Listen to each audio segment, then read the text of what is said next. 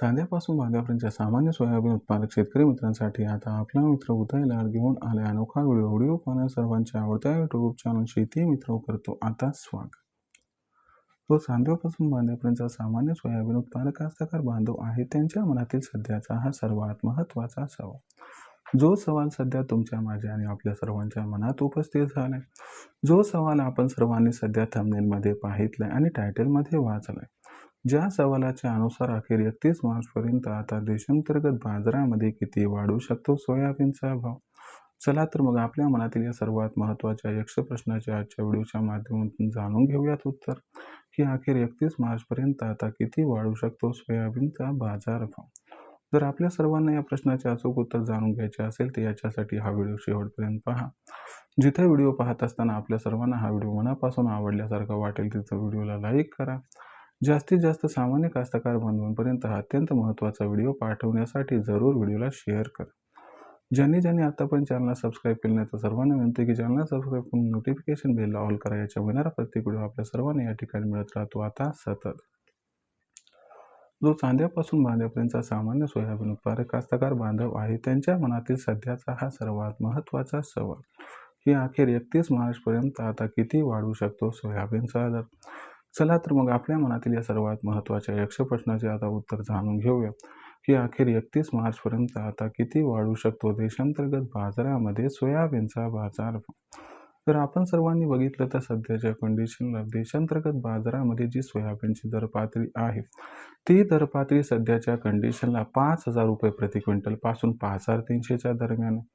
जर आपण सर्वांनी बघितलं तर मागच्या 8 दिवसापूर्वी हा सोयाबीनचा भाव जो होता तो 4700 ते 5,000च्या दरम्यान होता. पण जेव्हापासून अमेरिका आणि इराण यांच्यामध्ये संघर्ष सुरू झालाय तेव्हापासून मात्र सातत्यानं आंतरराष्ट्रीय बाजारामध्ये आपल्याला सोयाबीनचे बाजारभाव हे सुधारताना दिसत आहेत. याच्यामुळे काय झाले की देशांतर्गत बाजारामध्ये सुद्धा सोयाबीनचे बाजारभाव हे वाढायला लागले आहेत आणि याच्यामुळेच आपल्या सर्वांना सोयाबीनचा बाजारभाव जो आहे तो सध्या वाढताना दिसतोय.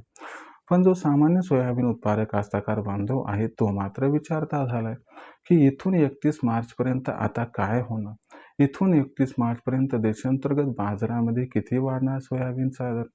चला तर मग मागणी पुरवठ्याची ही स्थिती कशी राहू शकते आणि कशा पद्धतीने 31 मार्चपर्यंत सोयाबीनचे दर हे राहू शकतात हे आता आपल्या सर्वांना या ठिकाणी सांगतो समजावून. जर आपण सर्वांनी बघितलं तर सध्याच्या कंडिशनला अमेरिका व इराण यांच्यातील जो संघर्ष आहे तो फार लवकर संपुष्टात येईल याचे काही चिन्ह संकेत दिसत नाहीत. जर इथून 31 मार्चपर्यंत हा संघर्ष सुरू राहिला तर आपल्याला आंतरराष्ट्रीय बाजारामध्ये जे कच्च्या तेलाचे दर आहेत ते तब्बल $150 प्रति बॅरेलपर्यंत पोहोचताना दिसतील, जे दर आजच्या कंडिशनला $100 प्रति बॅरेल क्रॉस झाले आहे.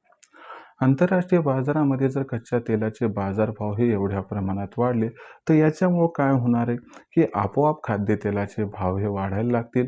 खाद्यतेलाचे भाव वाढायला लागले की याचा सकारात्मक परिणाम सोयाबीनच्या दरावरती होईल. शिवाय आपल्याला माहिती आहे की यंदाच्या वर्षी देशातील सोयाबीनचं उत्पादन कमी आहे. यामुळे इथून 31 मार्चपर्यंत दिवसागणिक मागणी आणि पुरवठ्याची स्थिती ही आपल्यासाठी अडचणीची होणार आहे.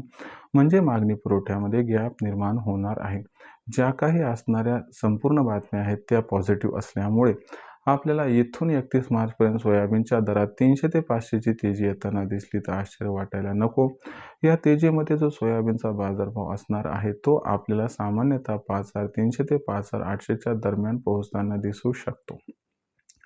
अशा परिस्थितीमध्ये मग आपण सर्वांनी सोयाबीनची विक्री ही कधी व कशा पद्धतीने करायला पाहिजे.